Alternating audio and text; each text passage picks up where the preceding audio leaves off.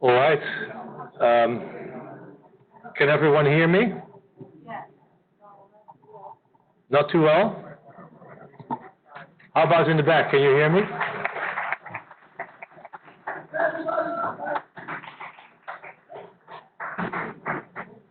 Can you hear me now? All right. I'll try just to talk very loudly. I'm going to be talking about treatment of moderate to advanced Parkinson's disease. You're all coming in? Okay, people are coming in. Please come in. And we're going to talk a little bit about what is current therapy and what is more future therapy for when the symptoms get a little bit worse. And all of you know, unfortunately, that Parkinson's is a progressive disorder, so ultimately, just like with aging, we all know we're going to get there at some point where we have more difficulties. So how we're coping with that is a different story. So it's not just a sad story. I think I have enough in there that's a little bit uplifting, and that will give you some hope for the future as well. So the outline of the talk is as follows. We talk about symptoms of the advancing Parkinson's disease. We talk about what's called motor response complications. I need to give you a little bit of boring lecture as well. And then we talk a little bit more excitingly about treatment options. So what happens when Parkinson's advances a little bit? What happens to what we call the cardinal symptoms? Tremor, rigidity or stiffness, or slowness? Well, they just get a little bit worse over time. So we adjust our medications and on we go. But what is perhaps even more bothersome is that new motor symptoms develop. And of those I'd like to mention postural instability. That leads to balance impairment, which may lead to falls, and that's a severe cause of disability. People may start to have some start hesitation, or you have difficulties getting started, but once you go, you're pretty good until you have to turn, and the same thing may happen again. Ultimately, that results in more extensive freezing of gait, where you really are stuck to the floor when you want to enter the elevator, go through a doorway. Those are the points where people have gait freezing. These kind of things need more therapies, and we're working on that. On top of that, there are some non-motor symptoms that can develop, and some of these are very treatable, and some of them are not treatable yet. So this is a mixed bag of good news and bad news. Depression and anxiety, for instance, are usually treatable. They're good medications. We want to be aggressive about treating it. It can happen early in the disease, but especially also later on. And our SSRIs, the medications such as Prozac and Lexapro and so on, they are actually very helpful. Psychosis means usually that people have hallucinations, seeing things that were not there. It doesn't happen in everyone, but it can happen over time, and it's usually related to the medications that we try to help you with. So at some point in time, what we see is that patients, as they go through their journey of Parkinson's disease, and when they get older, we may move back from giving you 3, 4 different medications to just giving you one, levodopa, which is the best bang for your buck in the long run. It's the most powerful one, and it causes side effects, but perhaps not as much as some of the other medications that we use earlier on. And then there's, what happens?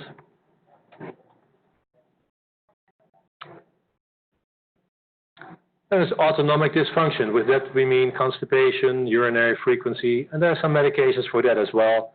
And some people suffer from lightheadedness when they get up. Also usually treatable, but sometimes it's difficult to do that. So the blood pressure control is part of the autonomic nervous system, which is affected in Parkinson's disease. So when people stand up from a chair, there's not enough blood going to the brain, and people feel lightheaded. So we use artificial means to raise the blood pressure up, and that can be very successful. Fatigue. Almost everybody, probably in this room, has fatigue. Can I see by a show of hands who has fatigue? I'll raise 2 hands. Lots of fatigue for me as well. So this is something that is very common in Parkinson's disease, and we don't have a good treatment for it. What I really want to talk about is the things that we can do, because we can do a lot of things, and that is especially in the realm of motor response complications. But for that, I need to get to the boring act first, which is explaining you a few terms which will make it easier for you to communicate with your doctor about what is bothering you. So first of all, levodopa, medication that many people take. We know it improves disability, quality of life, longevity. It is a rational therapy because it's the precursor of dopamine, which is not made in large enough quantities in the brain of a Parkinson patient. So give the precursor in the brain, it gets converted to the dopamine, and voila, you can have close to a miracle response, or at least a partial good response. It's been the gold standard for over 50 years now. It came out in 1967. And nothing is better because it's such a rational therapy. But what happens over time? Normally you start therapy with 1 pill or half a pill 3 times a day. And even if you miss the middle dose, you don't notice any difference.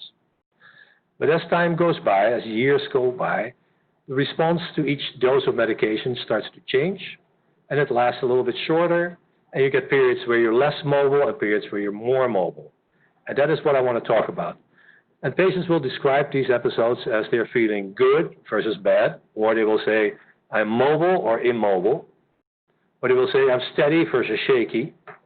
But we like to talk, as doctors, with you about on versus off. And it's good to have the same terminology. On means medications are working, I'm doing well. Off means the medications are not working, and I'm doing poorly. So these terms you will hear consistently in our clinic, and when you speak on the phone, it's good to talk in these terms. And then the second part, it's not just the fluctuations, the ups and downs, but what also happens is that people can develop involuntary movements called dyskinesias. Michael J. Fox is always a good example because everybody has seen some of the wiggling movements that can occur. And those also happen after prolonged use of levodopa.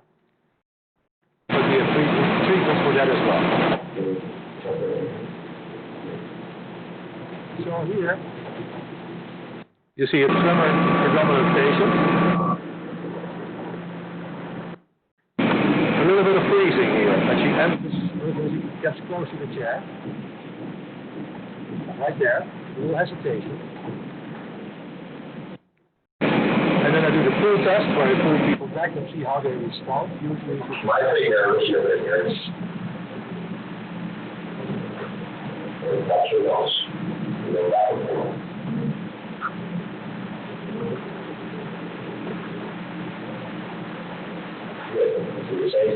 bottom line, very slow. We call that the akinetic rigid type, where people don't have tremor, but are severely slowed. And you see this gentleman has a hard time getting up. 2 people need to help him. So, sorry for the noise.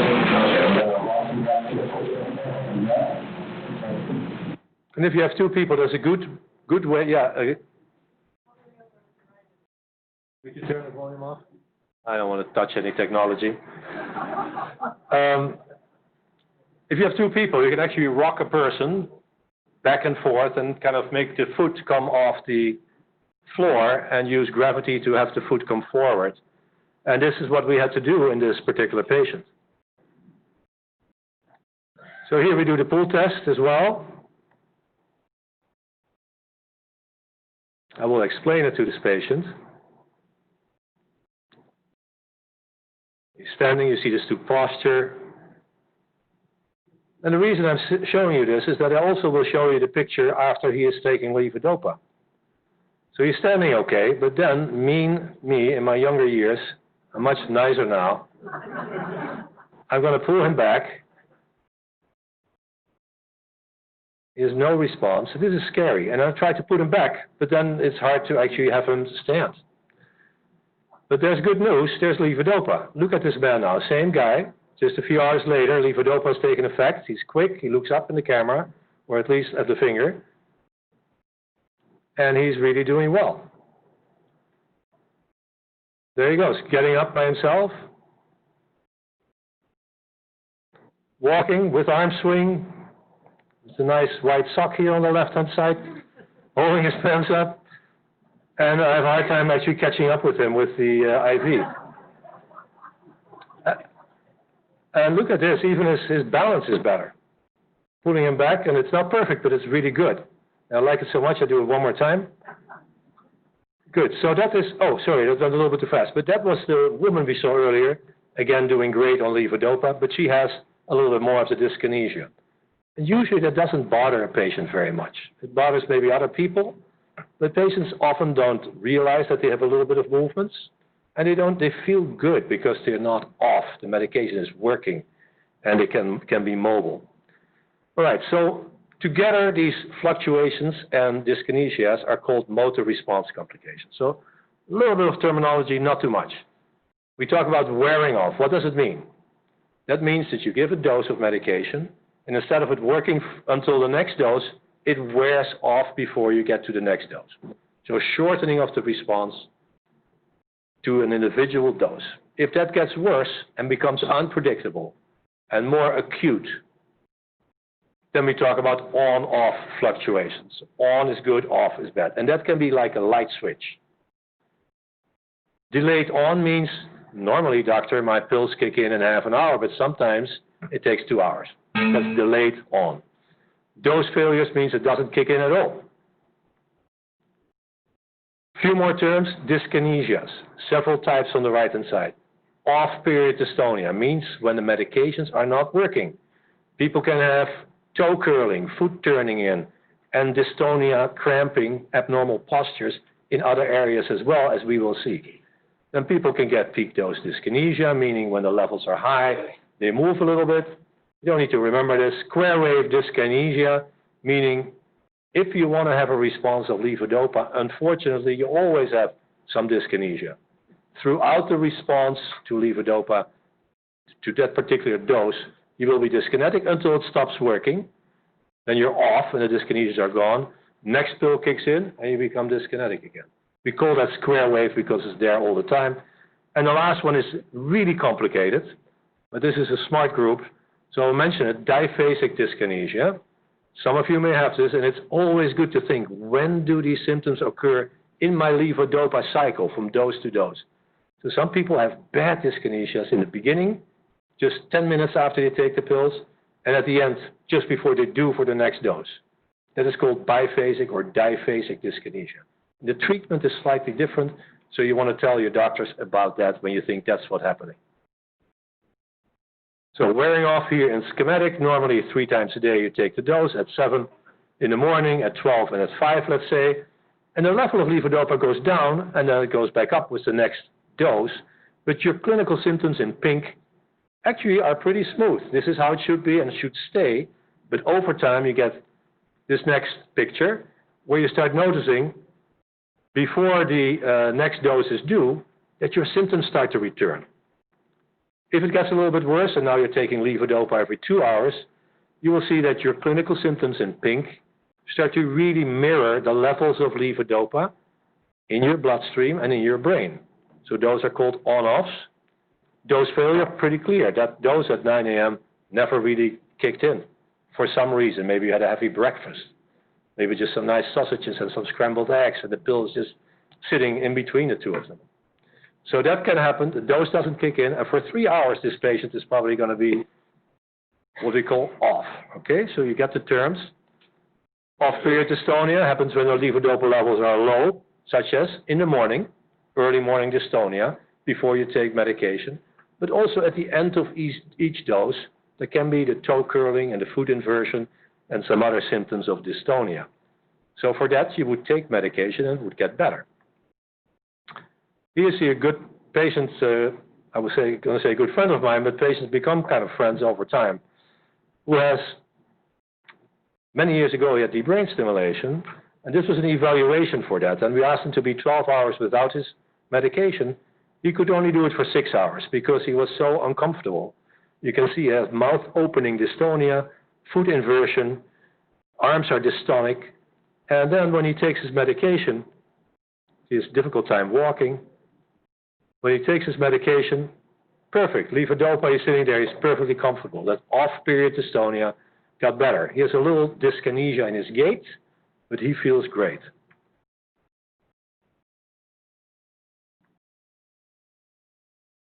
So we're going to skip these. And I just want to show you a regular peak dose dyskinesia. So when this gentleman takes his medication, he turns on. He has a little bit of good time without too much movement, and then when the level in the blood reaches a high level, he gets a little bit too much movement. But he feels good nonetheless. Now, how do we treat those? And this is the more upbeat part, because we have good treatments, and the treatments are getting better. How do we treat this with conventional medication? You'll think about those fluctuations first, the ups and downs. What would you suggest we do? Would you make a suggestion? What can we do if we have ups and downs? Yeah, you seem like doctor type to me.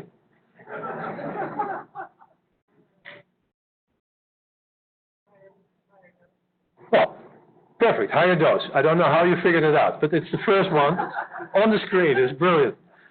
So yeah, if you give a slightly higher dose, then the medication will kick in quicker. It will last a little bit longer. We try not to give too high of a dose, right? Because ultimately, the more you take, the more side effects you will get. But I will ask a patient, so how long does it take for your dose to kick in? And if they say an hour or more, I say that's not enough. It needs to kick in between half an hour and an hour.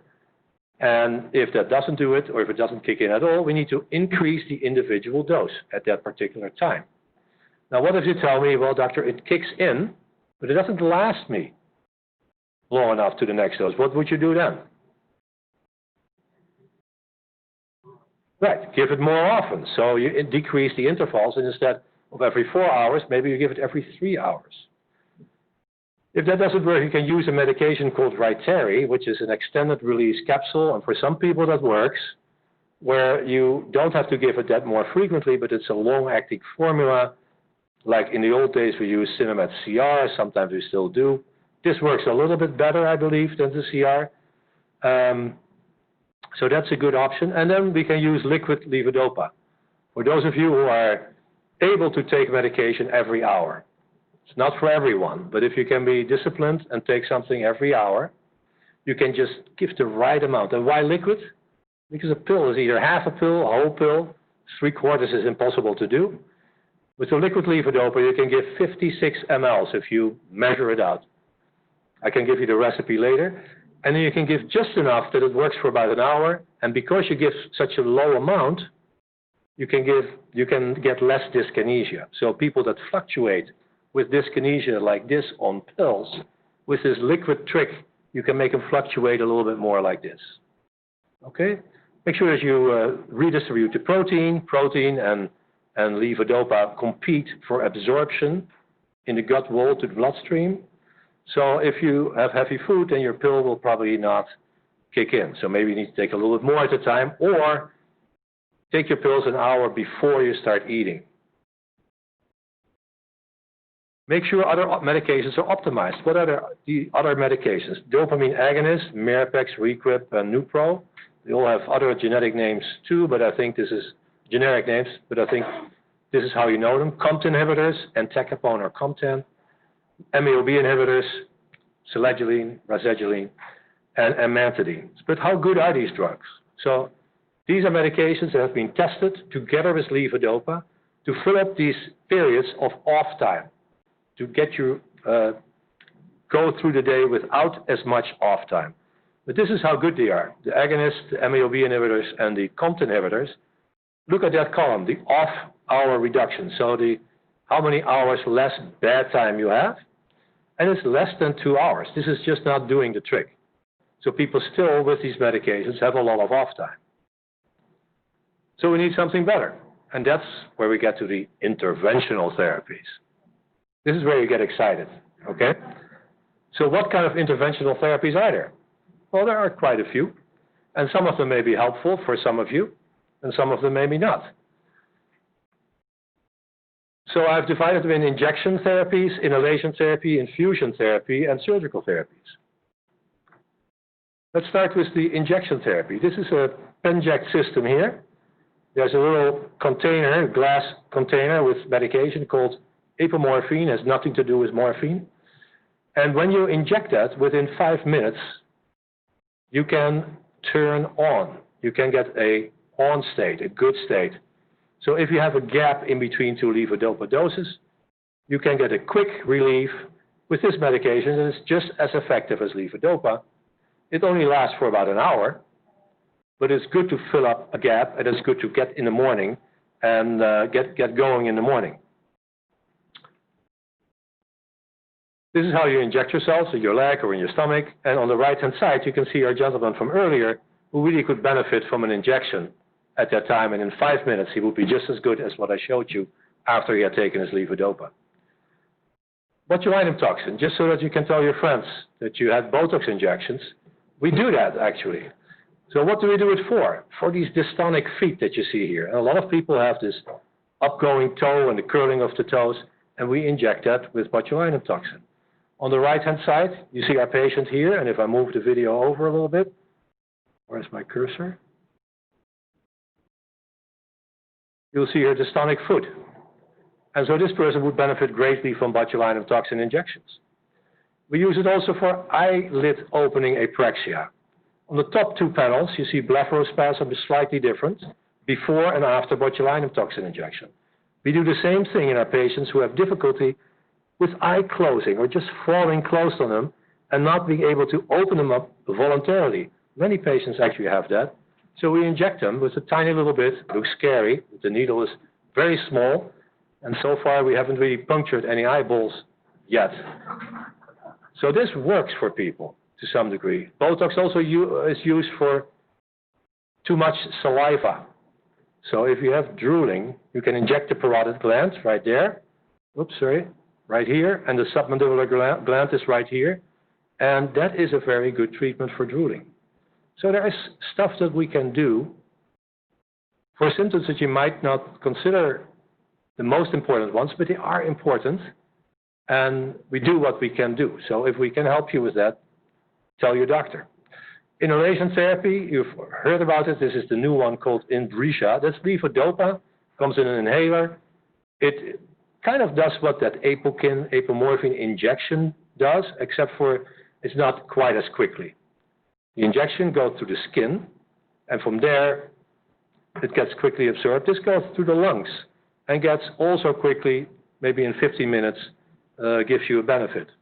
So that's a relatively new one, came out this year. Now, let's go to the infusion therapies. This one, please remember, this one is not on the market yet. We've studied this with some of you that were very helpful in our studies, and they've benefited from it. But this will probably be out in the next year or two. And it's that powerful medication that comes in a very small pump and is infused in your skin continuously. And does it work? Well, let's go to this. Actually, this slide is probably the best one. So let's look at the daily off time. That's the easiest one to look at, daily off time. How many hours of bed time? Before apomorphine was started in the infusion therapy, people had 6.6 hours of bed time. After therapy, it was 5 hours less, so better. That is some big improvement, not these pills with 2 hours or less improvement. So this is a good therapy. And if you look at all the studies that have come out, open label studies, as we say, but if you look at the review here, there's about a 60% decrease in off time combined in all these studies. Next one is approved. This is the carbidopa levodopa intestinal gel infusion, or Duopa by its brand name. And people don't like that because there's a tube and there's a pump, but it really works well. It's levodopa. You start it in the morning. It stays on at a set rate. You don't have to take your pills 6 times a day and think about it. And at the end of the day, you switch the pump off and you go to bed. So yes, you have a PEG tube. That's placed by the gastroenterologist with a scope. Takes about half an hour. You're sedated. You don't notice that you wake up and goes, hey, there's a little tube sitting out of my stomach. A lot of people get feeding tubes, so this is a routine procedure. But this is not for feeding. This is for the medication that is in that reservoir here on top. And this is the actual pump. You carry that, and they make a nice vest, and they have a carrying case and so on. And it's a very nice therapy. If you ask patients how they feel, this is about 80 patients or 75 patients in a French study, and they asked patients and caregiver about how's your quality of life after we started this, how's your autonomy, how's your clinical improvement overall. you get the best answers from the patients and the caregivers. And they say greatly improved or moderately improved in the great majority of patients for quality of life, autonomy, and clinical global improvement. So I think this is a good therapy. We can skip this one. Okay, moving back, the Duopa I just showed you is approved, and now we have something that is going to be studied in our clinic and in multiple other clinics all over the world in a trial. So if you're interested in doing studies, this might be something for those people that fluctuate. This is the Neuroderm subcutaneous infusion of levodopa. Neuroderm is a company from Israel, and they came out with this slight change in the molecule so that it actually does go through the skin, because regular levodopa doesn't really go through the skin. Their formulation, very secret, does get absorbed to adequate levels to give you a good benefit. And it can either be a patch pump there or a pump on the right-hand side that's attached to your belt, slightly different one. Or, if you want to deliver more, you can have a double lumen pump and syringe to infuse more medication. And with that, you can actually get very good concentrations in the bloodstream. And that doesn't mean much to you, 1,800 nanograms per ml, but that is kind of where you want to be. It's probably sufficient to keep you on throughout the day. So another way to administer levodopa continuously, and that is the trick. So to prevent these ups and downs, give the drug continuously. And the least invasive, the better. So we are very excited about this trial, and I'm looking forward to your responses to that. So let's end with the surgical therapies. There are two that I want to discuss. One is deep brain stimulation. And you've heard a lot, and you've seen a lot, and you've seen the before and after videos, and you know people that have had deep brain stimulation. Some of them are actually in this room. So I won't stand still too much. Just I want to tell you first what the overall experience is. This is an older study from 2006, but I think it's useful. It compares in a controlled fashion patients who undergo surgery here and patients who were at the same time randomized to receiving medication for that first 6-month period. And after 6 months, they compared the two groups, baseline, 6 months later, for both surgical and medically treated group. And these are the results. So first, sleep. Got a little bit better in the surgical group from 7.7 hours to 8.4. That was significant. And that's our experience, that people do sleep a little bit better. In the medical group, there was no change. The next one, state of immobility, from 6.2 hours, off state, immobile state, to 2 hours. Big reduction, 4.2 hours. In the medical group, it didn't change. The in-between state, we usually don't talk about in-between states, but that stayed the same in both groups. But if you look at the mobile state without bothersome dyskinesia, that went up from 3 hours to 7.6 hours per day, and it got a little bit worse in the medical group. So this is what we can expect from our surgery for the appropriate candidates. Everybody knows the equipment. There's a battery here. There's an extension cord that hooks up to the brain lead that sits in the brain in the area that we want to stimulate. Here you see the classic batteries that consist of a battery and as well as electronics that provide the pulses. And the classic lead that we've been using is this lead, the Medtronic lead. And it has 4 rings. The total length from this one to this one is where the electricity can come out. And it's not like this. But if I make it real, you cannot see it in the back. But it's 7.5 millimeters, like this. So it's very close together, so we can very precisely determine where the best spot is in the brain. But we go one step better now, and that's what I want to share with you. The newer leads are depicted here. And just look at this big lead here. So you see there's still 4 contacts, but the middle 2 contacts are now divided. Each ring is divided in 3 segments. And we can activate each segment individual, which means that to some extent we can steer the current after the lead is already implanted away from side effects, let's say, and towards the area where you get the best improvement. So this is called directional stimulation. It's new, and we use this now all the time. And I think it's very important improvement to reduce side effects of deep brain stimulation. I can't help to show you this. So this is what happens when you stimulate a ring electrode. You see at the bottom here, this is in egg white. It's a laboratory test. You send a lot of current through that lead, and the egg white starts to coagulate around that circle, right? But now, look at what happens here. We only send current through that one segment, and only the egg white around that one segment starts to coagulate. So this implies that the current is coming out in one direction. So this is very exciting. And brain stimulation is maybe not for everybody.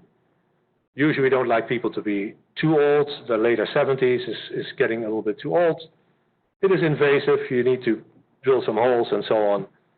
But up to 72, 73, I think we still, when people are otherwise healthy, we still do deep brain stimulation in appropriate patients. There's something new now that I'm very excited about, and we'll show you a few slides of what's called MRI-guided focused ultrasound.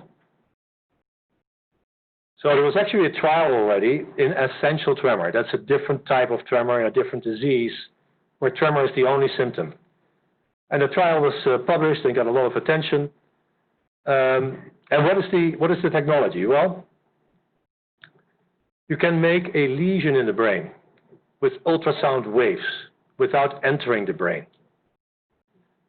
In the past, we made lesions, pallidotomy, thalamotomy, as of the 50s already, 1950s onward. But that was going through the brain and heating up the tip of the probe or making a radio frequency lesion. And it was never very accurate, and you couldn't do it on two sides. This is a new way of making a lesion without going through the brain, by focusing ultrasound waves.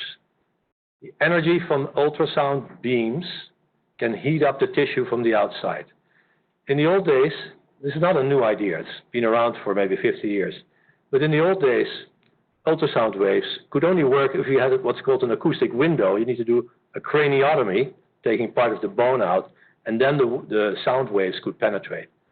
Now they have newer transducers that are fancier, and that you don't need to open the skull at all. So I should tell you before I go there, you still get a stereotactic frame, just like with DBS. A frame is attached to your head, because with that frame on, we can determine the coordinates in the brain where we want to be. So with that frame on, you get MRI pictures. This is an MRI scanner. And on the MRI, we can see where we want to be, and it has coordinates relative to that frame. And that frame is coupled with that transducer for ultrasound, that machine for the ultrasound. On top of that, we can measure the temperature with the MRI. It's called MR thermography or thermometry. Why is that important? Because what we do with this machine, we slowly increase the temperature to about 40 degrees centigrade, maybe 45. That creates a temporary lesion. We make sure that the tremor goes away and that there are no side effects. And if that's the case, then we increase the temperature to 60 degrees, and that makes a permanent lesion. If we feel we're not in the right area, we refocus the sound waves to a different area and then make the lesion. On top of that, there will be, of course, a neurologist in the room who's testing patients continuously. So this is a safe method of operating. So here you see the brain, and here you see from a distance maybe the green circle, and in that circle is the target right there. And the next screen is that you see where the beams are coming from, and they all focus together on this area. So you can imagine that in the periphery here on the outside, there's just a ray here and a ray there. That doesn't do anything to the brain. But when they all come together in this area, that's where the energy is delivered, heats up the tissue, and that's where you get your benefit. So this is from that essential tremor study. You see that the results, each blue bar represents one patient, vary a lot, from 85% reduction in tremor to, on this side, 0 reduction in tremor. On average, there was a 47% reduction. With DBS, we get better improvements, but mind you, these are people that probably don't qualify for DBS. So it's promising. Also, when they have a new technique, it can only be improved upon if there's a learning curve over time. So I think the efficacy will go up from here. Now comes the Parkinson side to this. Already there was a paper looking at different types of tremor. I'd like to draw your attention to the Parkinson's disease here, number 3. Starts with a lot of tremor here when drawing spirals. And then 1 week after that ultrasound lesion, that's a lot better. And if you look 1 month later here, it's still a lot better, but it's not as good as after 1 week. And again, this is a new technique. So I bet that these people made a very careful, small lesion, and that they need to be a little bit bigger. The same thing is in this last slide that I'm going to show you. This is another study. This is not approved yet. It's another study that shows what can be done in the future for Parkinson's disease. And this is not just for Parkinson's tremor, but it is for all the symptoms of Parkinson's disease. And you see again the improvement on the vertical scale in the first 4 patients. It's very minimal. And then they figured out why that was. They targeted a different area of fibers, not so much of cell bodies. And it turns out you need more ultrasound energy. So then after patient 4, they said, let's do that. Make more of these sonications to make the lesion more slightly larger. And then subsequently, patients did really better, not just for tremor, but for all their Parkinson's symptoms. So I think this will, in the future, this is not done yet, in the future will be a very good option. Right now, it's approved for people with either essential tremor or Parkinson's tremor. Okay? In the future, we may go to another area that also addresses other parts of Parkinson's disease. So I'm very excited. Rush will get this. It's very hard, but Rush will be the only one in the state of Illinois that will get this machine. And we're excited to start this maybe in early 2020. It will be placed in our Oak Brook facility. I just want to show you what I call the Rush Interventional Therapies team. Jessica Carl, here on the top, is the PA that is the main programmer of all my DBS patients, and she's also involved in all the infusion studies and the infusional clinical treatment. Dr. Paul, you will know, is organizing this great symposium. He is doing the same thing what I'm doing, interventional therapies, and Diana is basically our link to all the patients. She's wonderful MA that helps us and lets nothing fall through the cracks. We have 2 neuropsychologists that test most of our patients before and after surgeries. Dr. Sani Sepper is our neurosurgeon and has been for the last 5 years. So we do these deep brain stimulations together. Dr. Lasurdo in the middle here is our GI doctor, who is absolutely great. All patients love him. He is placing those tubes with the scope, and these are the collaborators of Dr. Sani and Dr. Lasurdo. So finally,